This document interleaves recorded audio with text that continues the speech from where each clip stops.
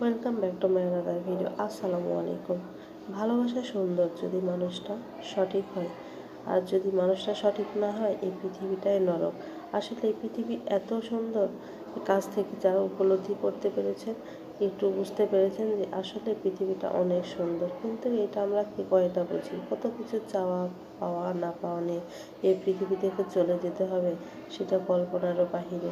আমরা সারাদিন কত রকমের গন্ডগোল ফাসাদ করি, কত কিছু করি, কত অহংকার, কত গৌরব নিয়ে এই পৃথিবীতে বসবাস করি, কিন্তু একসময় এগুলো সব ছেড়ে চলে যেতে হবে গাইজ।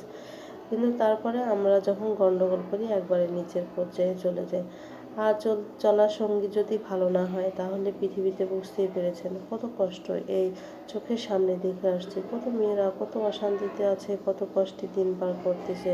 একটা সংসারে বনিবনা হয় না, কত অশান্তি লেগেই থাকে দিনের পর দিন।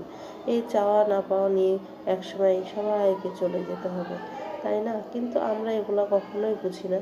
তো অনেক কথাই বলে ফেললাম গাইজ। হঠাৎ করে রাত্রেবেলা ঘুরতে আসছি, এই বিনোদপুর বাজারের দিকে আসছি। আসার পরে একটু বাজার লাগতো, কিছু বাজার করতে হবে, সবজি বাজার টাজার লাগবে। তো এই একটা দোকানে খোলা আছে, আর আমরা সাধারণত রাত্রেই বের হয়, দিনের বেলা বের হওয়া হয় না, আর সময়ও পাই না।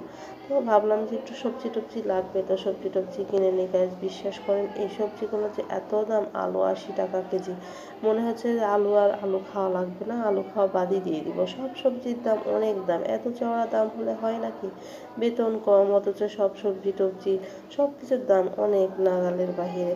এগুলো মানে মাথায় কাজ করে না, বিশ্বাস করেন। কিন্তু তারপরে জীবন বাঁচাইতে হলে খেতে তো অবশ্যই হবে। মাঝে মধ্যে মনে হয় যে খাওয়া দাওয়া ছেড়ে দিই, একেবারে জিনিসপাতির এত দাম।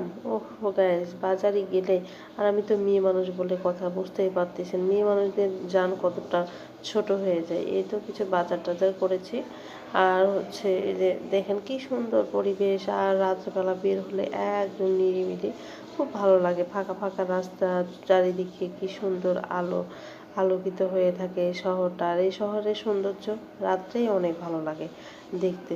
আর ভালোবাসার মানুষটা যদি আপনার মধ্যে থাকে, কিংবা আপনাকে বুঝে জানে, আর হচ্ছে যে অ্যাডজাস্টমেন্টের কোনো প্রবলেম না থাকে, তাহলে সব কিছুই অনেক সুন্দর, অনেক ভালো লাগে।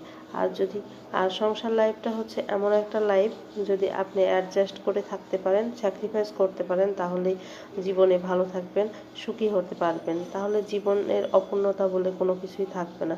সত্যিই অনেক সুন্দর। মানুষে বলে যে বিয়ের লাইফটা অনেক অশান্তি কষ্টকর, এটা আসলেই না।